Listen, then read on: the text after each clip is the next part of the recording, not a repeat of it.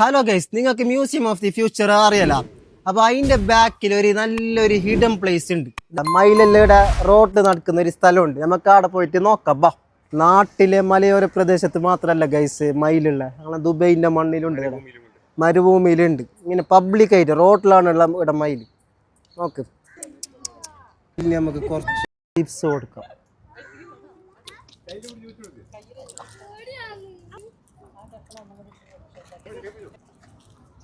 Okay, ഞമ്മക്ക് മാത്രമല്ല chips ഇഷ്ടം, മയിലിനും ചിപ്സ് ഭയങ്കര ഇഷ്ടമാണ്. കൊത്തി കൊത്തി എടുക്കുന്നുണ്ട് ഗൈസ്.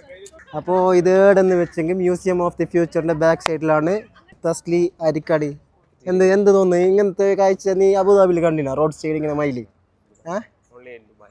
ഗൈസ്. അങ്ങനെ ആ റോഡ് കഴിഞ്ഞിട്ട് ഇതിലൊരു ഇടവഴിയുണ്ട്. ആ ഇടവഴിയിൽ കൂടിയാണ് നമ്മൾ നടക്കുന്നുള്ളത്. ഈ നാട്ടിൽ അത് വലിയൊരു മയിലുള്ളിലേക്ക് പോകുന്ന നോക്കുക. അപ്പോൾ ഇത് ഭയങ്കര ഈ നാട്ടിലെ ഒരു വയനാട്ടിലെ റിസോർട്ടിലെല്ലാം പോകുന്നില്ല, അങ്ങനത്തെ ഒരു മജ കിട്ടുന്നു ഇവിടെ. അല്ല നോക്ക്, ഏത് മജ നോക്കിയാ ഫുള്ള് പച്ചപ്പും ഇന്റർലോക്കും ഹരിത വിപ്ലവവും.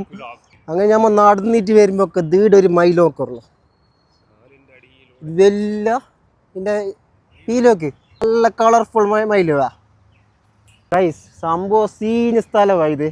ഹിഡൻ പ്ലേസ് ആണ്. നിങ്ങൾക്ക് മ്യൂസിയം ഓഫ് ദി ഫ്യൂച്ചറിന്റെ ബാക്ക് സൈഡിൽ ഇങ്ങനെ നടന്നെങ്കിൽ ഇങ്ങനത്തെ സ്ഥലത്തേക്ക് വരാം. ഇത് നാട്ടില് നമ്മ തോട്ടത്തിലെല്ലാം നടക്കുന്നത് ആ ഒരു ഫീല് കിട്ടുന്നത്. ഇത് ദുബൈ ആണ് ഗൈസ്, നാടല്ല. അവിടെ ബിൽഡിംഗ് എല്ലാം ഉണ്ടോ നോക്കോ. വാവ്, ബ്യൂട്ടിഫുൾ ബൊംബാസ്റ്റിക് സ്ഥലം.